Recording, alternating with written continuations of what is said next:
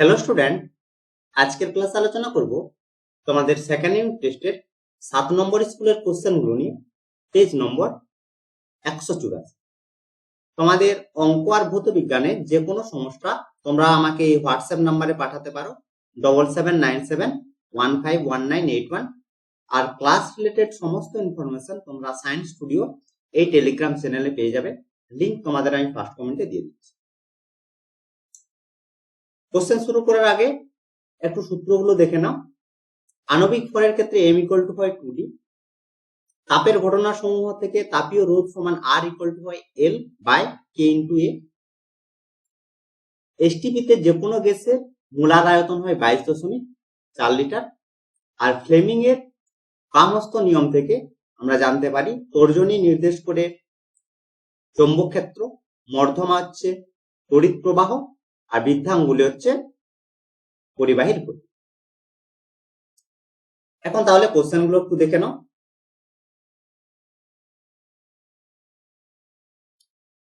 প্রথম কোশ্চেনে কি বলেছে দেখো, গ্যাসের আণবিক ভর সমান।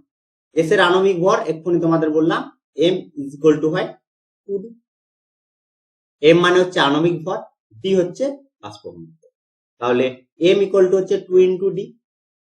অপশন বি তে দেখো রয়েছে, অপশন বি হচ্ছে তাহলে অ্যান্সার হয়ে গেল অপশন বি। পরের কোশ্চেনে কি বলেছে, কঠিনের দৈর্ঘ্য প্রসারণ গুণাঙ্কের মাত্রা সমান। দেখো দৈর্ঘ্য প্রসারণ গুণাঙ্ক সমান কি হয়, L বাই হচ্ছে L1 ইন্টু ডেল টি।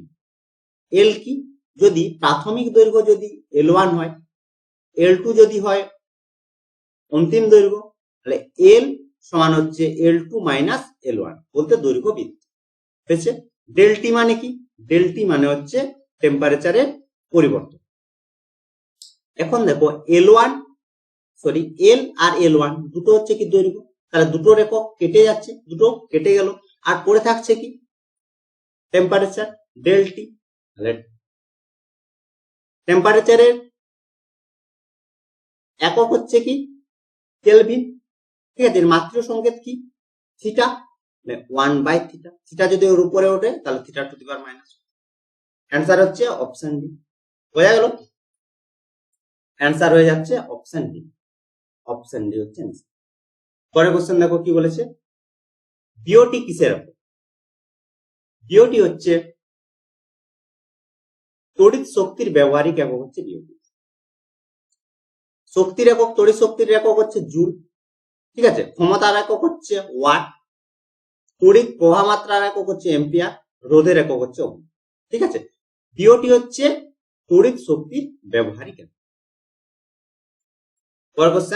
পরের কোশ্চেনে যাওয়ার আগে তোমরা একটু দেখো, মে মাস থেকে তোমাদের অঙ্ক ক্লাস শুরু হচ্ছে অনলাইনে। তোমরা যদি পড়তে চাও তাহলে এই হোয়াটসঅ্যাপ নাম্বারে আমার সঙ্গে যোগাযোগ করতে পারো 7797151981। মাত্র 399 টাকায় তোমরা সম্পূর্ণ 10-এর যে সিলেবাস রয়েছে সেই সিলেবাস করতে পারবে। সেখানে সমস্ত ক্লাসের ভিডিও তোমরা পেয়ে যাবে, পিডিএফ পেয়ে যাচ্ছ, প্রশ্ন বিচিত্রার কোশ্চেন সলভ করা হবে, আর সঙ্গে তোমরা ভৌত বিজ্ঞানের প্রশ্ন বিচিত্রার পিডিএফটা পেয়ে যাচ্ছ ফ্রিতে। তোমাদের যদি কোনো ডাউট থাকে সেই ডাউট নিয়েও ক্লাস করানো হবে। আর শুধুমাত্র তোমরা যদি ভৌত বিজ্ঞানের সেকেন্ড সাবমিটিভের পিডিএফটা নিতে চাও তাহলে মাত্র 25 টাকায় তোমরা পেয়ে যাচ্ছ। এই একই হোয়াটসঅ্যাপ নাম্বারে আমার সঙ্গে যোগাযোগ করতে হবে। পরের কোশ্চেনে কি বলেছে দেখো, কোন সূত্রটি তড়িৎ চুম্বকীয় আবেশ সংক্রান্ত নয়? তাহলে তড়িৎ চুম্বকীয় আবেশ সংক্রান্ত নয় হচ্ছে জুলের সূত্র। জুলের সূত্র থেকে আমরা কি পাই, উৎপন্ন তাপের পরিমাণ পাই। তাহলে অ্যান্সার হচ্ছে জুলের সূত্র। জুলের সূত্র থেকে পাই আমরা H = হচ্ছে I² আর, ঠিক আছে। I মানে কি, I মানে হচ্ছে প্রবাহ মাত্রা, R মানে হচ্ছে রোধ, আর T হচ্ছে এটা সরি স্মল t হচ্ছে টেম্পারেচার। পরের কোশ্চেনে কি বলেছে দেখো, একটি মৃদু তড়িৎ বিশ্লেষ্য হলো। মৃদু তড়িৎ বিশ্লেষ্যের উদাহরণ হলো CH3COOH। অপশন এ হচ্ছে অ্যান্সার। তাহলে অ্যান্সার হচ্ছে অপশন এ হয়েছে। দেখো তড়িৎ মৃদু তড়িৎ বিশ্লেষ্য আর হচ্ছে তীব্র তড়িৎ বিশ্লেষ্য কি, দেখো মৃদু তড়িৎ বিশ্লেষ্য বলতে এগুলো জলীয় দ্রবণে কম পরিমাণ আয়নিত হয়, ঠিক আছে। তার জন্য কম পরিমাণ যদি আয়নিত হয় তাহলে কম পরিমাণ তড়িৎ পরিবহন করতে পারবে। পরের কোশ্চেন দেখো কি বলেছে, নেসলার বিকারক কোন গ্যাসের সংস্পর্শে এলে তামাটি বর্ণ ধারণ করে? এটা হচ্ছে অ্যামোনিয়া। এটা আরেকটা কোশ্চেন দেয়, দেন নেসলার বিকারক কি কাজে ব্যবহার করা হয় বা অ্যামোনিয়া শনাক্তকরণে কি ব্যবহার করে? তাহলে এটাও কি হবে যে নেসলার বিকারক ব্যবহার করা হয় অ্যামোনিয়া শনাক্তকরণ। এটাও কিন্তু কোশ্চেনে আসছে, মাথায় রাখো। পরের কোশ্চেন দেখো কি বলেছে, যে ব্রোঞ্জ কোন কোন ধাতু দ্বারা তৈরি? ব্রোঞ্জ তৈরি হচ্ছে অপশন ডি তামা আর টিন। সঙ্গে মনে রাখবে যে পার্সেন্টেজ গুলো কত থাকে। তামা থাকে অ্যাপ্রক্সিমেট 80 থেকে 90% আর টিন থাকে 10 থেকে 20%। সঙ্গে মনে রাখবে যে এটি কি কাজে ব্যবহার করা হয়? এটি প্রধানত মূর্তি, মেডেল আর হচ্ছে মুদ্রা তৈরিতে ব্যবহার করা হয়। পরের কোশ্চেন কি বলেছে দেখো, এসটিপিতে কোন গ্যাসের 2 মোল অণুর আয়তন কত? তারপরে কোশ্চেনে দিয়েছে দেখো যে এসটিপিতে এর অথবাটাতে যে কোনটিতে অণুর সংখ্যা কম হয়, কম চেয়েছে কোনটিতে। দেখো 1 মোলের ক্ষেত্রে আমরা আয়তন জানি, 2 মোলের ক্ষেত্রে বের করতে বলেছে। 1 মোলের আয়তন কত হয়? 22.1 মোলের ক্ষেত্রে হয় 22.4 লিটার। তাহলে 2 মোলের ক্ষেত্রে কত হবে? গুণ করলে পাবো কত? 44. হয়ে গেল। এরপর দেখো 2 গ্রাম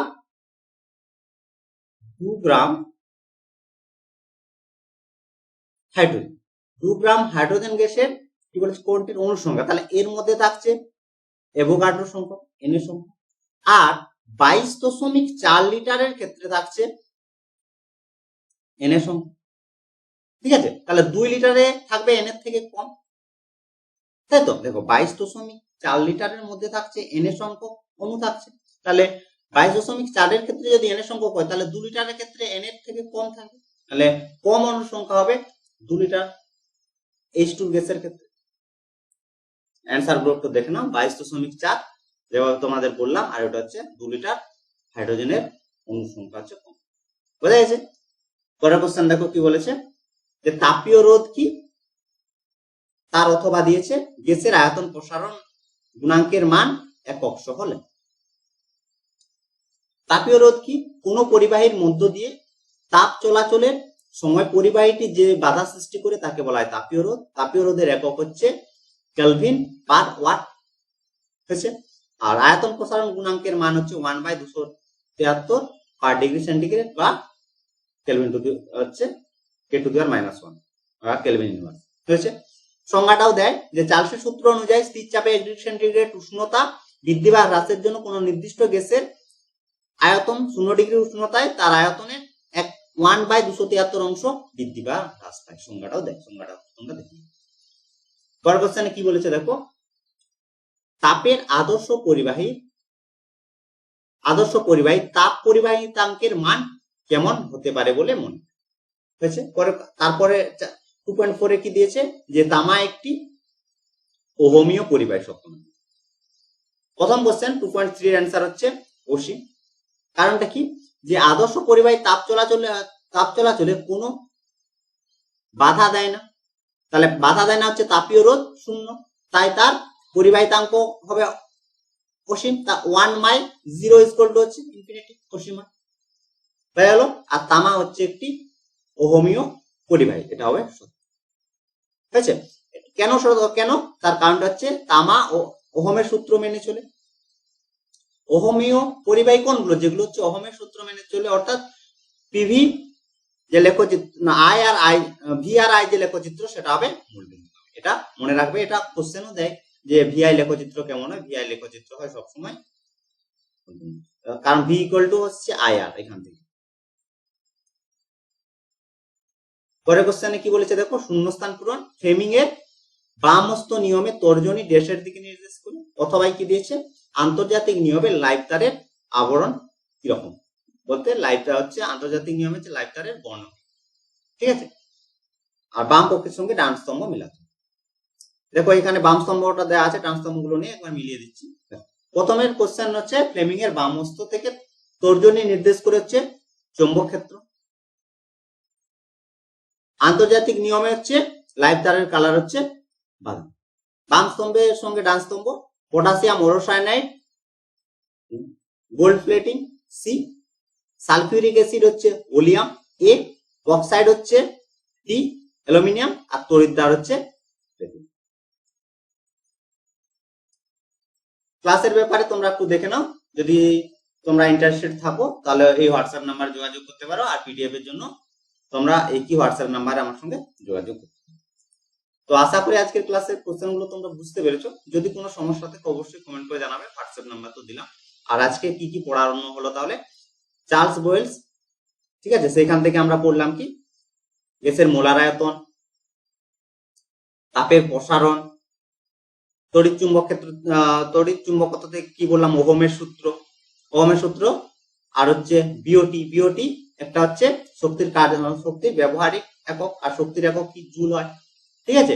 ধাতু সংকর করলাম, আর হচ্ছে শিল্পের রাসায়নিক একক। প্রতিটি জিনিস যদি আমরা ঠিকঠাক ভাবে এখন থেকে করতে থাকি বা রিভাইজ করতে থাকি, দেখো আমি এক্সট্রা অনেক ইনফরমেশন দিচ্ছি রিভাইজের জন্য, যাতে তোমাদের এই যেমন তোমাদের কোশ্চেন ব্যাংকের স্কুলগুলো হচ্ছে, সঙ্গে তোমাদের রিভাইজ গুলো হয়ে যাচ্ছে, এটা তোমাদের মনে হয় খুব কাজে লাগবে পরীক্ষার ক্ষেত্রে। যদি কোনো ডাউট বা কোনো রকম ইনফরমেশন ডাউট থাকে তাহলে অবশ্যই আমাকে কমেন্ট করে জানাতে পারো। তো আজ এই পর্যন্ত, তোমরা সবাই ভালো থেকো, বাই বাই।